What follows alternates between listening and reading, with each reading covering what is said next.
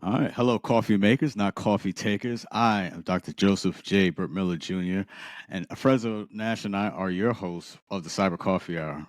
Two Mount Vernon products bringing you our extensive experiences and the experiences and stories of our amazing guests. We aim to share knowledge, elevate understanding, and foster a sense of belonging in this vast cyberspace. So, for today's show, we're going to discuss AI regulatory leadership in the United States and what that should look like.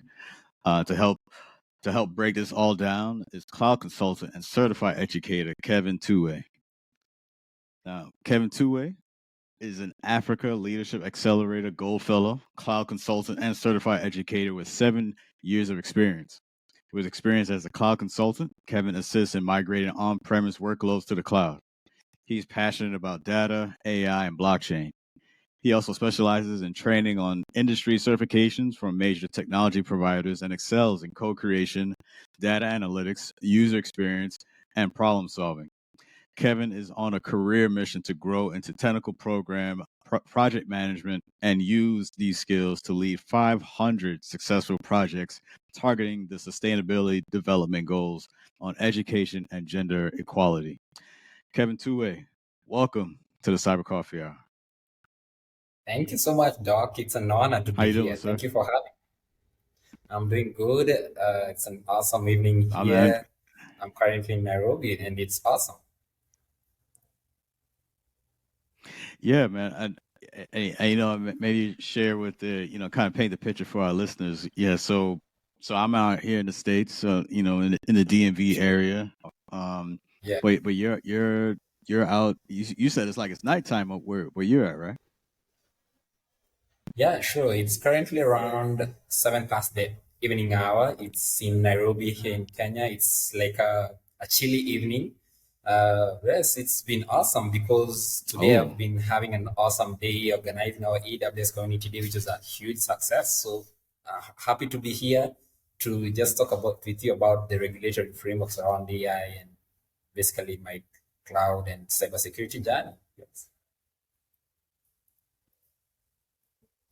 no, no, awesome, man. And maybe little to that our listeners may know that we've actually did some work together in the past. You had brought me on to speak with your university, and I thought that was a great experience. Maybe you want to talk just a little bit about that and how that program's going.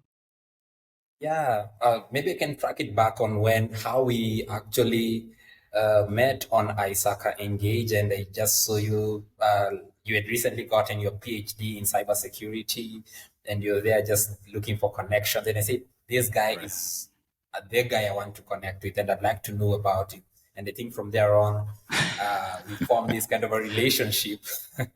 I formed kind of a relationship, and we Yeah. just gelled into it. So when I invited you to speak on your cybersecurity journey and what it takes to grow into cybersecurity, but I think that back then you are an assistant project manager at the Department of Homeland Security. So it was a really enthralling and Right. intriguing Yeah. experience. Yeah, yeah, I loved it. And the good thing about that, Yeah, the good man. thing about it is you are able to connect across different time zones and and make things happen. Not just for one session, but you also came for another session, to like 2, 3 sessions. So yes, that was Yep. amazing. Yeah. Yeah. Yeah, it was cool, man. I was definitely grateful for that, for the invite, and even to ask me to participate. I thought that was cool, and I definitely appreciate it. So, and we've kept that connection ever since. So this episode means a lot. I'm glad that you're here, that you're able to make it through. And so let's get right into it.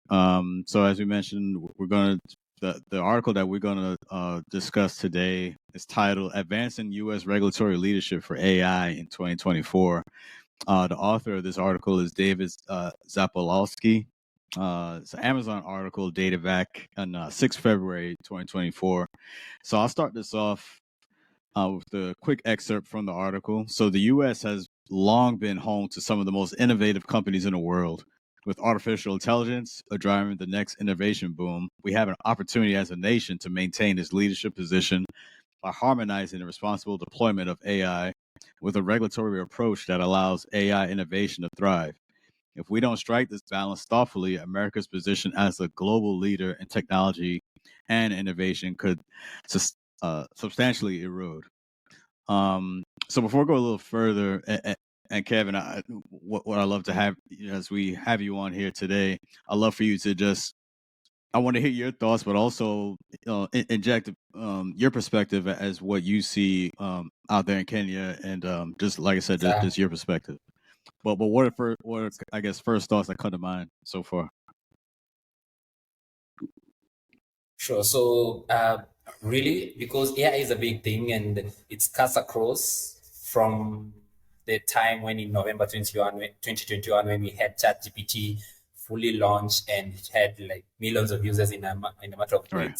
So from there on, there've been a lot of different innovations in different spaces regarding AI. And what is happening is most nations, including America and even these different states within America, are scrambling to get regulations to regulate AI and to put some frameworks and some of the guiding policies on how you can adopt AI for organizations.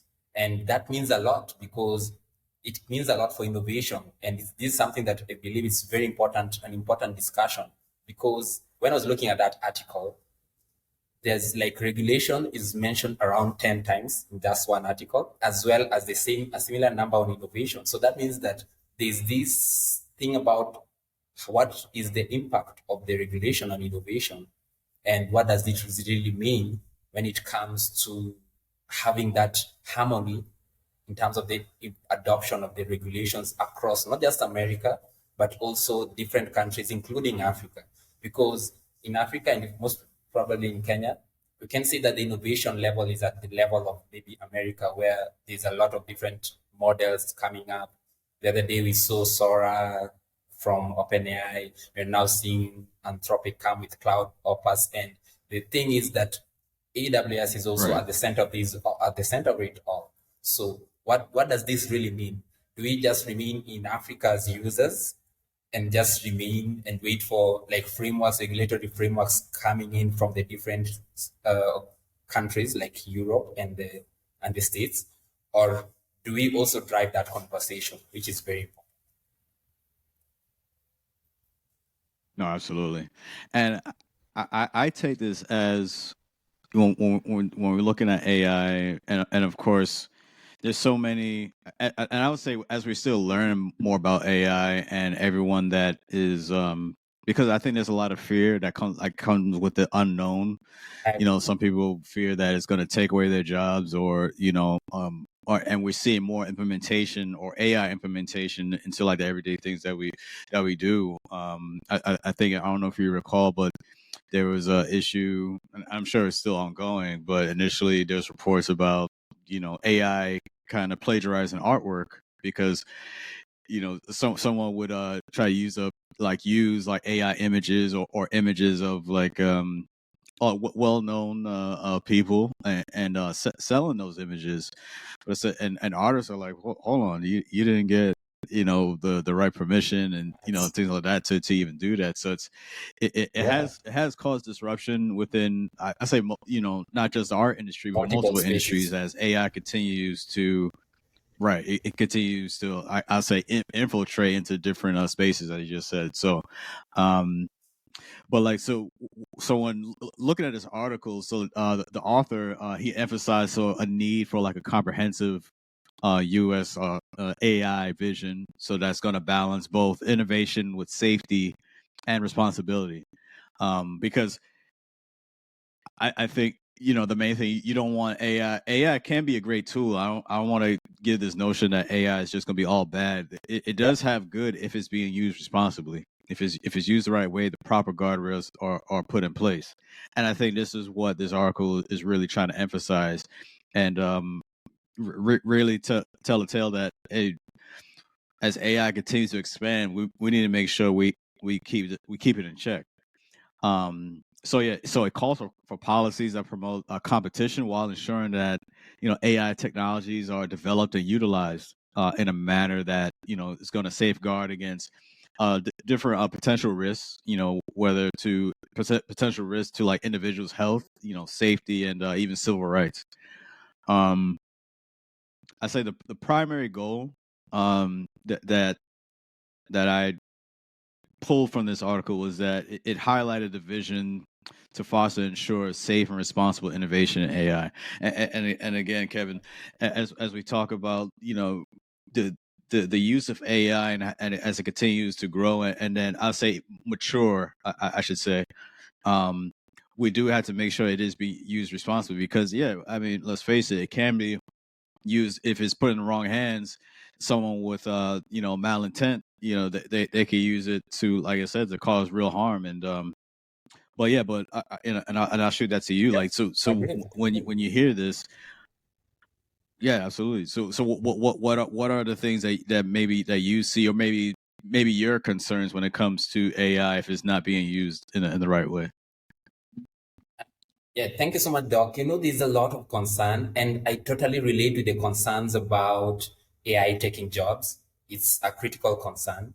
But one of my greatest concern about that, because we're going to talk about that later on about jobs, is the fact that AI is now permeating into phones, into our everyday devices. It's no longer something that you just think about as you're going to access it on a browser somewhere. So you're having even manufacturers of even cars trying to leverage AI. There is also robotics. There is humanoids. I saw that at NVIDIA GTC. They announced about all these different capabilities, GPUs that are capable of helping large language models to be trained. So that means that the future of AI is right on the infrastructure side. So that means that AI will no longer be something that we're thinking about as something we reach out to. It will become ubiquitous. It's going to be everywhere. It's going to be in each and every aspect of our lives. So what does that mean for us? It means that we just need to look at those guardrails, as you mentioned. Are we able to talk about the responsible AI aspect? We've seen different manufacturers in the bid to outwit their competition. They release AI products without putting the proper safeguards. Then when it gets out to users, it creates a lot of commotion. For example, I think there was a Twitter AI bot that was released. Then it had all these racist remarks and also some preconceived notions around the presidency and everything, and it had to be shut down. So what does that mean is, as much as you're thinking about how can we come up with responsible AI that supports innovation, how far, and also competition, how far are these organizations willing to go in a bid to outwit each other or compete with each other, such that they put the safeguards as an afterthought?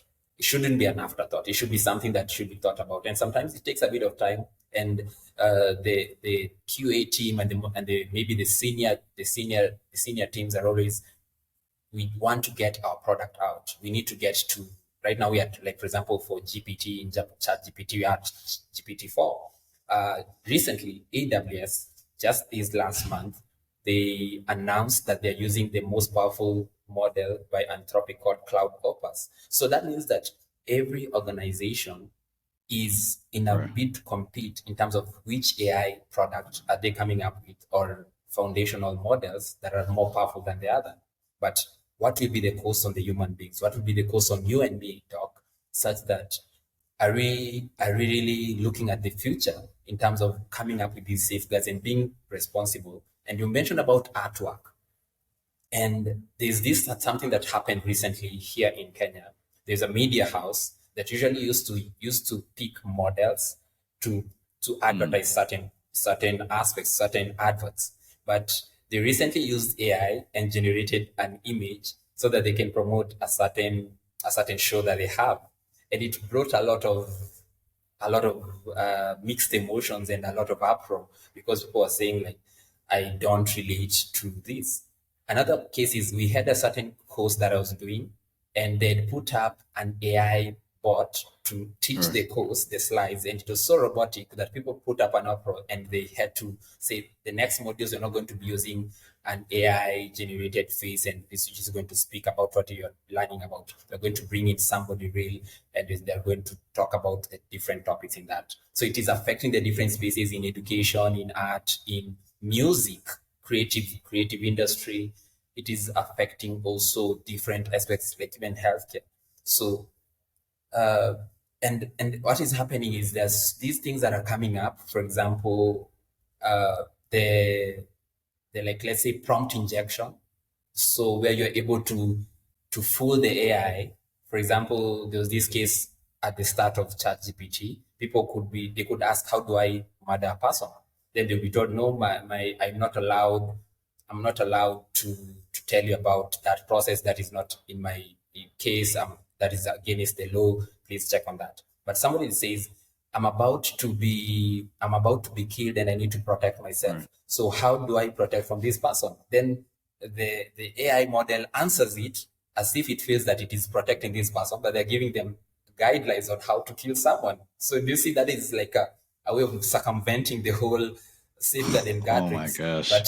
But but it has gone on and right. they've tried. I can't blame them. The safeguards have matured over time, but still it's an issue. It's a huge issue. I can tell you, Doc. You know that's almost giving me vibes of I, Robot, the movie I, Robot, Will Smith. Yeah. You know, when like robots gonna start taking over. I mean, it's we're starting to see a lot of what we see like in Hollywood starting to come to light a bit with what's going on as AI continues to mature and progress.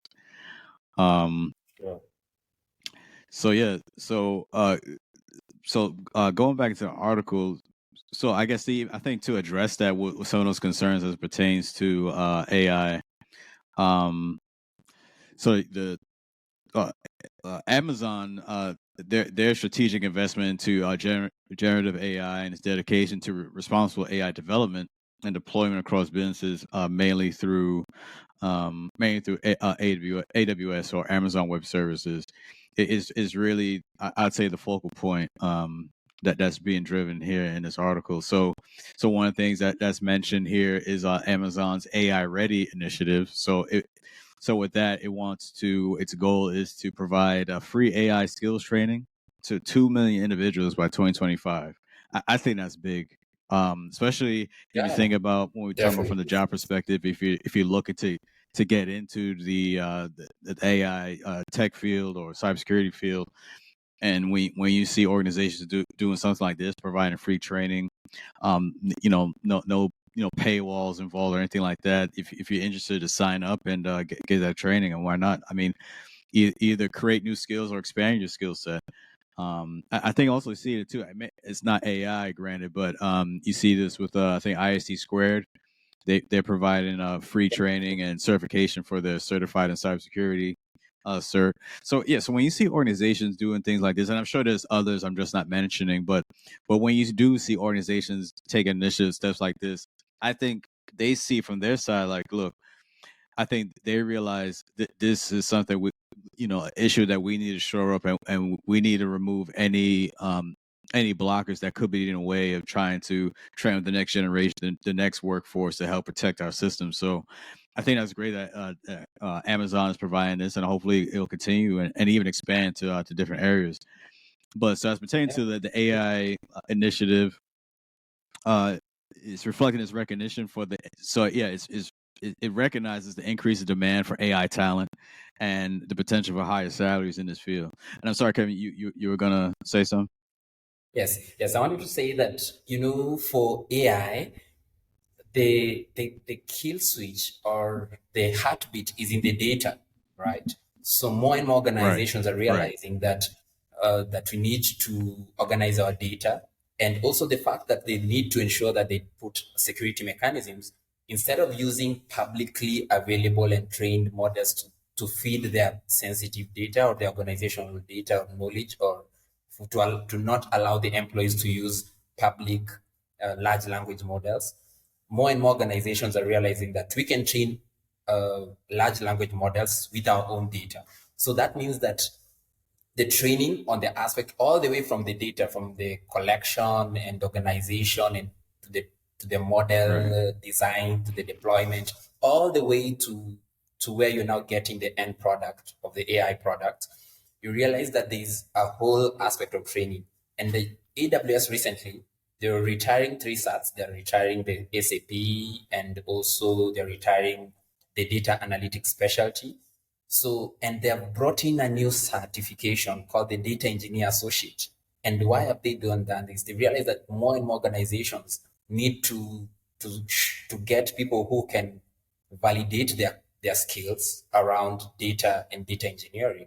So, as you mentioned, skilling is very key. And you mentioned over IC2, AWS, and what I'm realizing, and also I'm seeing people like Andrew Ng work with different people, even from Amazon and AWS, to come up with these curated free courses so that people can just get up and started on different aspects of preparing the AI and getting the AI skills. So that low entry barrier of ensuring that they're free and easily accessible makes it an opportunity for people across. And as you've mentioned, those numbers are huge. The AI Ready initiative, those are like 2 million people. That's huge.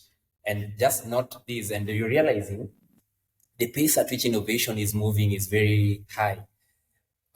Like the other day, because I'm in the OpenAI Discord channel, I always see what they're posting out. The day I saw the announcement of Sora, you couldn't have thought that within a period of less than 12 months, you can easily prompt an AI product and it can generate a whole video for you.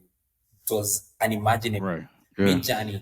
Midjourney was just doing weird depictions in terms of artwork, but right now they're so realistic that you can't believe it. So this knowledge is needed across all individuals. And just to mention about another thing around AI is that it doesn't have to be so big, but it can also be applied on our day-to-day in our careers, so that we look at that aspect of you'll not be scared of AI taking over your job, because you're now dealing with work that AI depends on you, right? So leveraging something like Julius.ai, which is not a known product, to do data visualizations, meaning that you'll have more time to do more impactful insights around that space.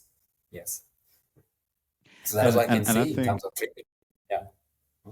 No, absolutely. Yes, and to build on your point, when we talk about those, it may be hesitant about AI, or like I said, whether they may be afraid it's going to take away their jobs. I think that comes with, I think that's why it shows it's so important for people to be educated upon AI and its capabilities and what it could do, and just to have a good understanding. Because, I mean, the old saying goes, people fear what they don't understand. So if you don't understand something, you're not gonna be very receptive to it. So I think that's what it is. I think we do have to. I think there has to be an education campaign when it pertains to AI, and I think Amazon recognizes that. So and one of the things that they're doing. So Amazon is currently collaborating with global communities and policymakers to share like best practices, and that's evidenced by support from initiatives like the White House voluntary AI commitments and the AI safety summit in the UK. So going further along, the article continues to highlight the importance of establishing that global interoperability and policy alignment to manage AI advancements effectively and responsibly. Amazon is advocating for like a sectoral risk-based approach to AI governance. Encouraging collaborations with countries like I said, Japan, the UK, Australia, and and those who have similar regulatory philosophies. And that's a big thing. And with any organization, you have to manage your risk. Like if the risk management is going to play a big key. And so when we're talking about, maybe organizations that wish to incorporate AI into their everyday use, and as you mentioned, like even to use AI as a tool to help enhance your job. So not to look at it from the negative aspect where, like I said, it's going to replace your job. You can use it to enhance your job, to take it to the next level if you're using it correctly and use it responsibly. It can be like as I mentioned, at the top of this episode, is that AI is not all bad. AI can be used for good too, and people just have to understand and realize that. But if the majority of people don't have an understanding, or I'll say like an education of like what AI truly is and what it can do, I think people will default to, I said, that negative connotation or a negative understanding of it because they don't have a full grasp of like what AI truly is. I agree with you, Doc. And you just mentioned something that is very important, and that is why Amazon is the leader in this space and is continuing leading the space in not just cloud and also AI advancements. Is the collaboration and looking at it not just from Right. the aspect of only America, but looking at all these countries like Japan, the UK, and Australia, because and also the Asia Pacific and even Africa, because I'm seeing a lot of different Right. collaborations coming into place. For example, here in Kenya, we now have Amazon set up the Amazon Development Center. So you're having now cloud support engineers on site supporting Amazon customers, AWS customers globally. So what does that tell you? It tells you that there is, and also recently, Amazon set up the first AWS Skills Center in Cape Town, South Africa, the first one in the whole continent. So that tells you that they realize that talent goes across, and in collaborating with all these different global communities, because the moment you bring out your presence in that place, you create a community around it. You create a community where discussions take place on AI and all these. So that collaboration helps in that aspect of interoperability, because interoperability is very important. You don't want to come up with and as you can see, we have been having issues with TikTok, right? I don't know if it's a Right. contentious Yeah. topic to talk about, because recently in Kenya, we even had a whole high-level discussions at the legislature on whether should we ban or should we regulate TikTok. And the reason for that is simply because of the importance of interoperability. How is this data being managed? What is the residency? What is the effect on minors when they're on TikTok? What are they consuming and all these different aspects? So that is also the conversations that need to take place when it comes to AI, so that you don't have with an AI product, then it can't be used in the US, or it can be used in Europe, or it can be used in somewhere in Africa, just because it doesn't follow the different regulatory philosophies of these countries. Right.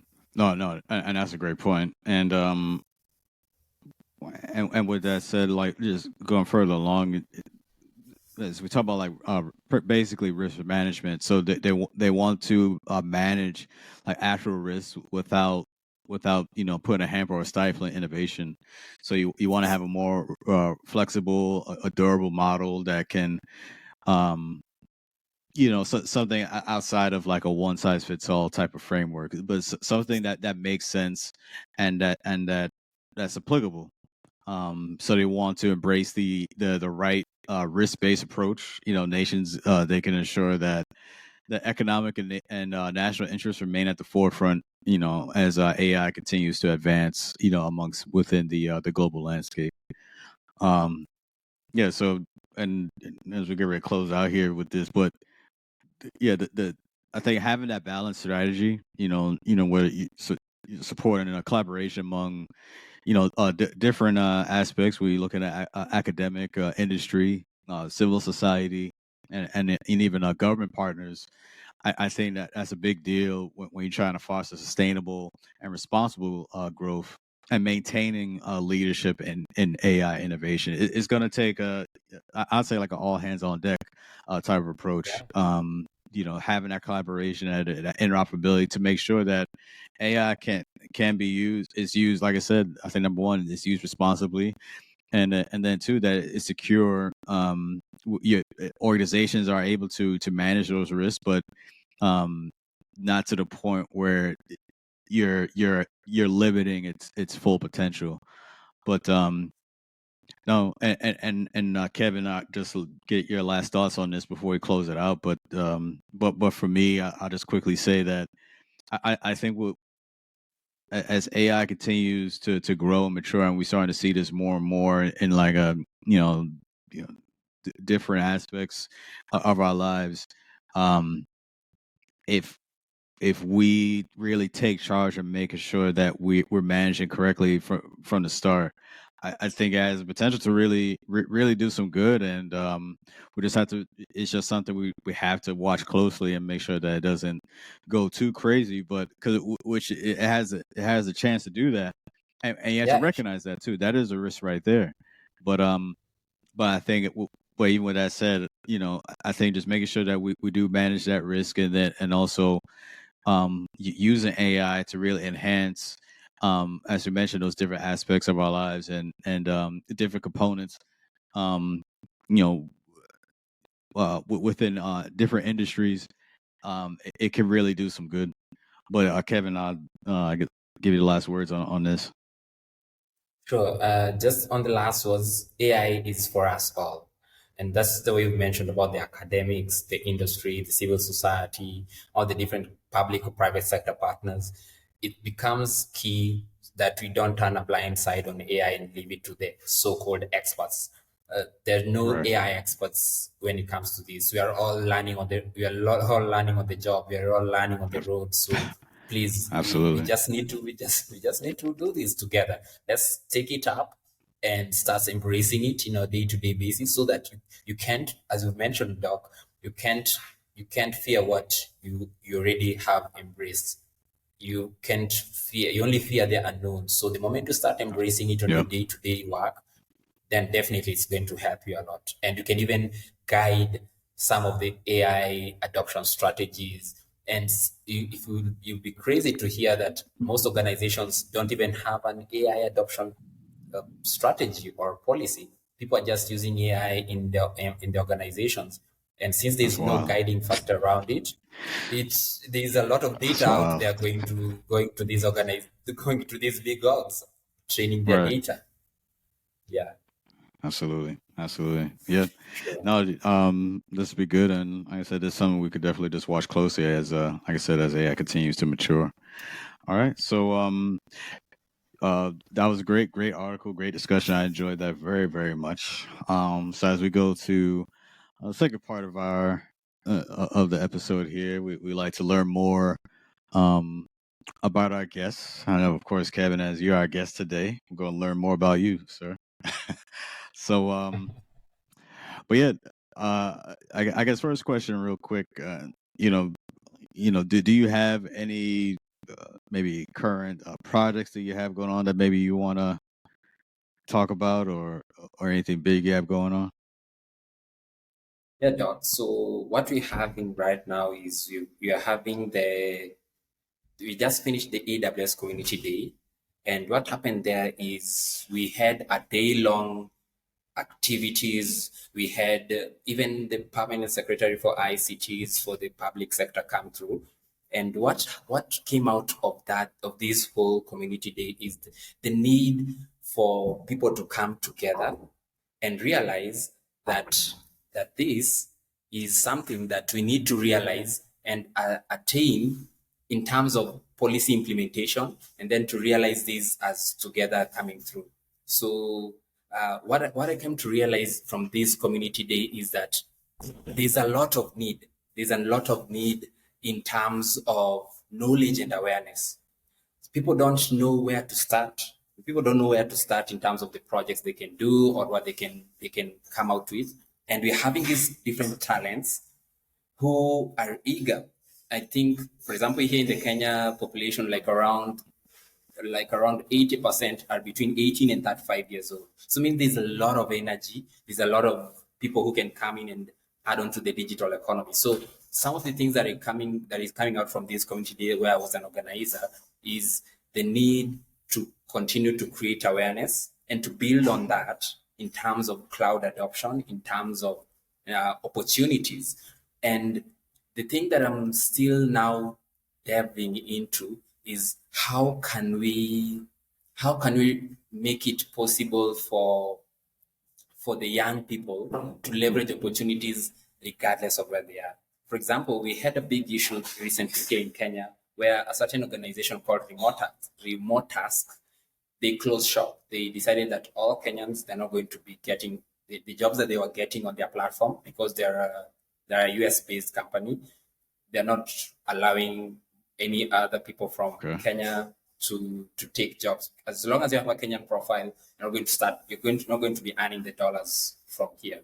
So what does that tell you? And if I delve deeper on that, it meant that there were no like agreements between the public sector on how you can handle payments, taxes, and all the regulatory environment on how that can be allowed from the federal laws side and to the Kenyan law side, so that to have these people work. Then the other issue that comes into place, Doc, and I would like you to also feed into this, is the aspect of work visas or work permits, or maybe the aspect of getting a visa. For example, I was actually following up. I would really want to come to Vegas for a conference. There's usually two big conferences that happen there that I'm interested in. Is Team 24 by Atlassian, and another one called a flagship conference by AWS called the reInvent. Usually happens in November. And what I realize is I need to have a lead time. I need to have a lead time of around 12 to 14 months to get a chance, if any, to come to Vegas. And on the other side, for anyone, for example, if you're Doc, you want to come to Kenya, if you think about it today and you want to come next week, that will happen. You're not going to have that lead time of you have to wait and spend like 12 months to think about it. So you can see those are some of the issues.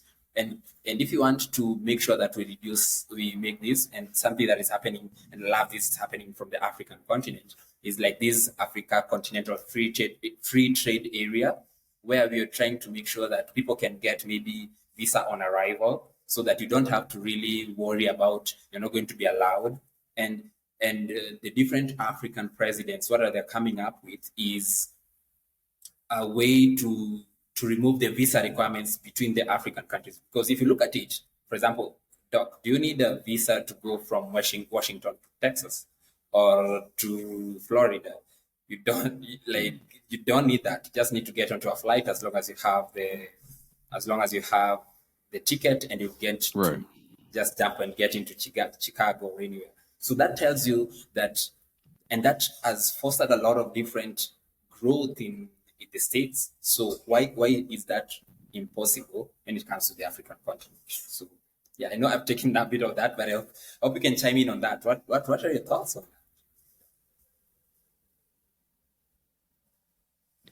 on that?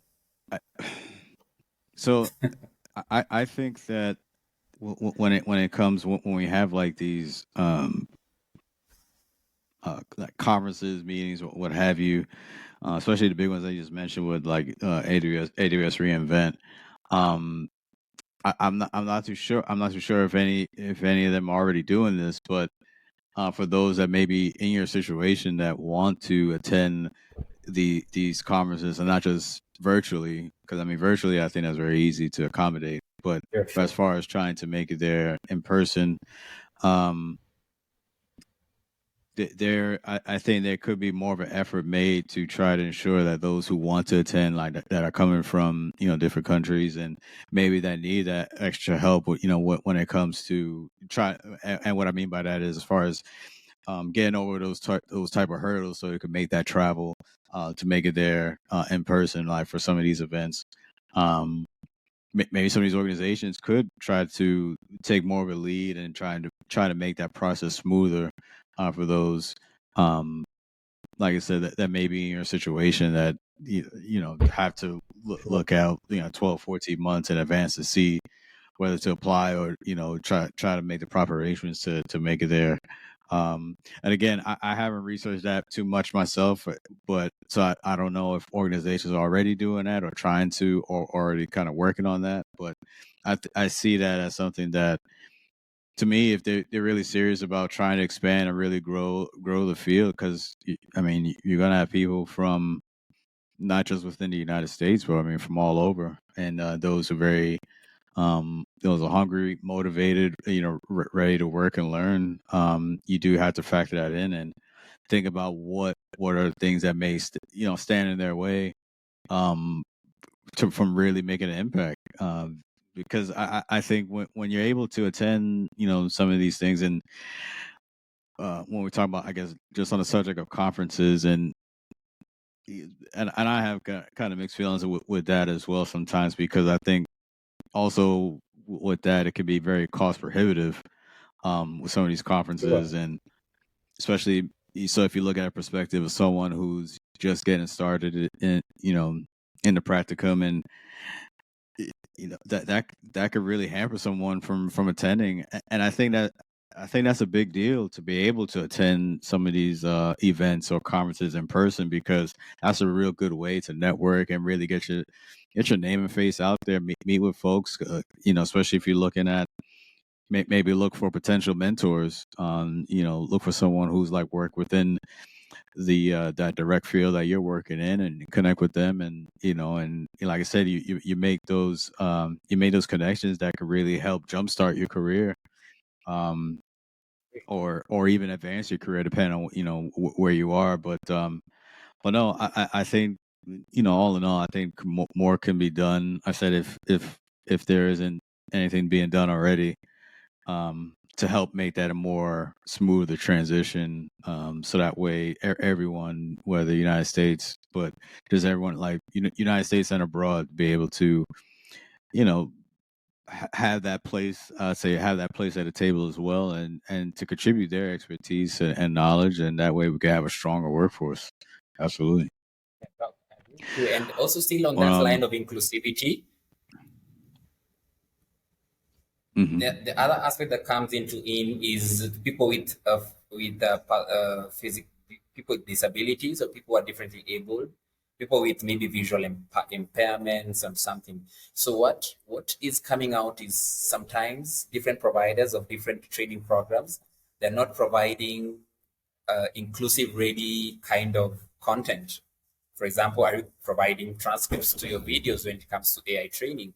How are you going to make it as inclusive as possible for someone with blindness and they want to get into AI or any the other thing? So are we making this an afterthought, or are we having an inclusive first strategy when it coming to building these AI curriculums to make everyone get to know, have this knowledge around AI? Right. Yeah, no, and that's something that has to be looked at, because again, that all falls within that umbrella of inclusivity. We have to make sure that we're reaching everyone that wants to contribute and be able to, like I said, that has that knowledge, that expertise. I believe when it comes to that, everyone's going to come in all different shapes and sizes, and we have to make sure that as an industry, that we're accommodating for everyone that's able to, so that way their voices are heard and they're able to contribute. Um, no, that's good. So my next question: how has, when we talk about cybersecurity, how has cyber impacted your career, like your business, maybe business endeavors, lifestyle, what have you? It gives me, I really feel good when you ask that question, because cybersecurity has really transformed. Because anytime, okay, I know this, I always talk about cloud, but I never talk about cloud without cybersecurity. And the reason for that is when I was young, I thought I could join the military. Then later on, life came and showed me that I might Okay. not be physically kind of adept in terms of going through the kind of Navy SEAL training and all these kind of different kinds of training. So what I realized is, I realized that Mhm. security can still put up on that passion. So it has really impacted my career, because I've grown into security to a point of realizing that it's something that people really require, because from every aspect, whether it is the development of software, APIs, cloud itself, networks, any part of the IT infrastructure, they require security, right? So I started out with network Right. security, which I still do. Then I'm now into cloud security. And what I've realized in terms of how cybersecurity has impacted my career, and that is how we met at ISACA, is I realized that Right. there's a lot of opportunity, because, for example, for Amazon, they say security is job zero. So that means that if you're looking at anything around cyber in terms of security, you need to start realizing that you have to shift left and start thinking about security earlier on in maybe building the infrastructure up to the point where you're delivering a solution to a customer. And now also another thing is endpoint. At the endpoint and also for the client, they also need to be aware. For example, recently there've been a lot of different issues around account takeovers, people losing their WhatsApp accounts, people losing their Facebook accounts, people losing even their primary email addresses to attackers who take over them, and they start requesting ransom, or maybe they start reaching out to their friends and doing a lot of social engineering stuff. And I get that a lot from my friends, and I ask them what happened. Right. Maybe they fall for a clickbait, or they fell for an email about a certain opportunity. For example, even it's a job opportunity. And even another thing that is coming out is even LinkedIn. People are starting to leverage LinkedIn to act as imposters. They're acting as recruiters, yet they're not recruiters. Then they get your details, they get your CV, they get your resume, they Oh yeah. get your personal information. Then at the end of it all, you realize that your account is taken over, and it's a whole hectic process. So Yeah. cybersecurity has really impacted my career, and I'm so happy because I'm able to help people become cybersecurity professionals through training, as well as helping clients become more aware. And I love there's one big moment in cybersecurity that I really loved, where we were able to enforce the issues around passkeys and multi-factor authentication across the organization. And what I realized, Doc, is that Right. all these issues, we have very good tools and mechanisms, but sometimes it all goes down to change management. It all goes down to user acceptance, and it also goes down Mm. to top level support at this. And once you get all that, you're able to Yeah. leverage a lot more in cybersecurity. Yeah. No, that's big, man. And it's I think, you know, for a lot of folks, not maybe not everyone, but you know, when those like enter into to this field of cybersecurity, you understand the mission. You know what I'm saying? You understand the weight of the mission, like understanding like what you do, what you're contributing to the full team, the full um uh, you know, whether you feel like your organization, what have you, you are helping defend against, you know, against these cyber attacks, and make sure that, and you're helping to protect people, you know, when we're talking about, you know, protecting their accounts against fraud and this and that, and also that education piece to help people know, to increase that awareness, to say, hey, when you see these type of things, this is, you know, don't click on this link, you know, don't go for that, look out for this type of thing, and you know, um because honestly, there's still a lot of people that get got. They don't understand. They may fall susceptible to some of these tactics because they're just not aware. And I think that's where our job really comes in, to make sure that we're doing the best that we can. We are Sure, Doc. taking that training, as you mentioned, the work you're doing, as you know, especially with ISACA and AWS and things of that nature. You're making sure we do this training so that way we can help educate the masses, to help keep them informed, keep them safe, keep their accounts safe, keep them safe from attack and compromise and things of that nature. So, man, it's I think the biggest thing is when you have that mindset of mission, it really puts things in perspective, and it gives you that sense of purpose too, right? You know, Sure. you look I at agree, it man. and say, hey, what I'm doing today, what I'm training for today, is going to help someone, or help a school, or help a whole organization, you know, whatever the situation is. And And I think that's where you see really a lot of that passion comes through for a lot of folks that are in this field Sure, Doc. because they Agree. understand the mission and they want to make sure that they're doing their part to help. Sure, Doc. I agree with you. And it's all a collective effort. And that's why I love community. That is another aspect because there's a lot that it takes Yep. a village. It takes when people come together, they're able to do much, much more than when you do it by yourself. So the community aspect and also the aspect Yeah. around building it from the top going up really plays a huge part.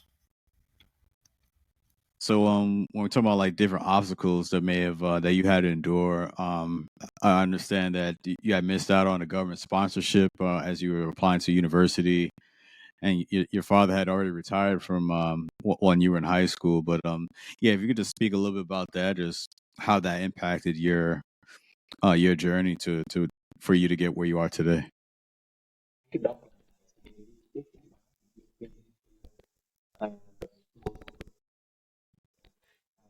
Very emotional looking because it was a moment for me. Made me realize that I need to look into it as a So I wanted to get a scholarship in one, but they commented that according to what I watched, although my it is for what I wanted to do of my it took me so it really made me sometimes what you want, you know, you don't get it. And it was really the reason for that was so but it's optimism because one day one will be both will be because you told that you know that one. So what happened is you have to stay up for till the end waiting for opportunity. So I got an opportunity to where people to support me and also really for that time giving the opportunity and reality. I think and connected to me with my sister. The same and the risk. The most important thing you don't have to manage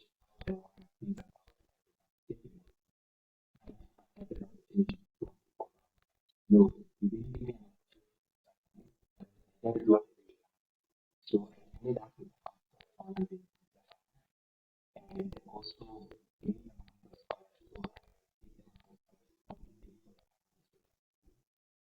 also the interface that really transform and take really well. And when you realize that sometimes these opportunities are one thing, some people don't really get the access to it. So sometimes that opportunity All right. that we need. So the question is who do you in your heart when you actually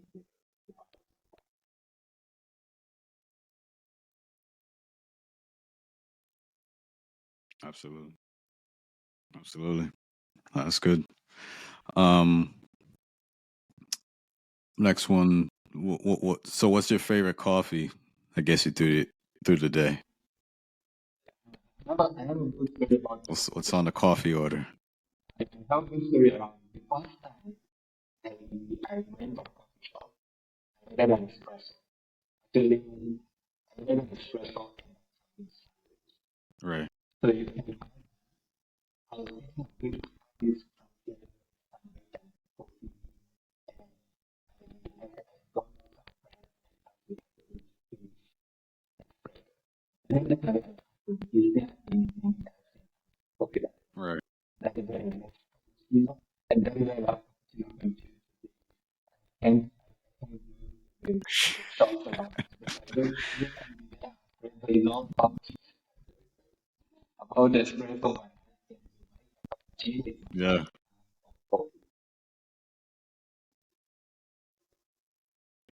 Oh man, that's what's up. That's what's up.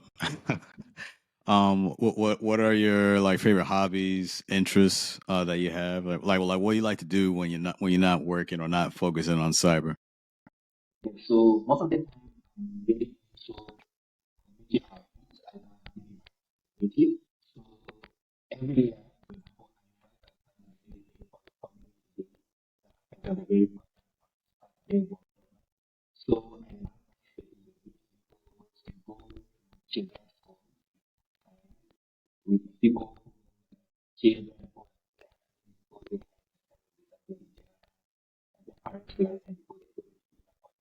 so we go there, they talk to them, nothing just spending time and giving it so being the manager.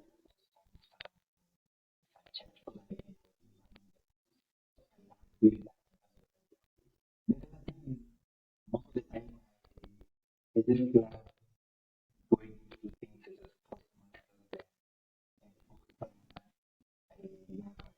Oh, nice. Yeah.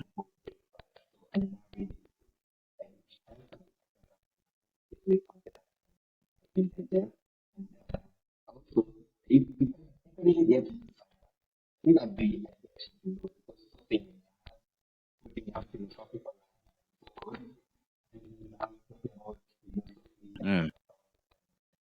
spending so some of physical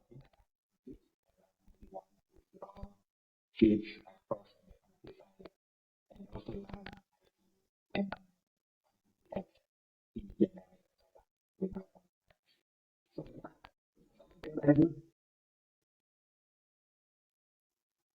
Oh, that's cool. That's good, man. That's good. Well, Kevin, I definitely appreciate you taking the time and joining me today on the Cyber Coffee Hour. I had a great discussion. It was great talking to you. Getting back in contact with you again. This was good. Definitely love to have you on for future in the future. So before we go, anything you want to share with our listeners? Well, before we head out. so thanks so much, Doc, for giving me this opportunity. I couldn't have asked for a better opportunity from a very fast connection. So one thing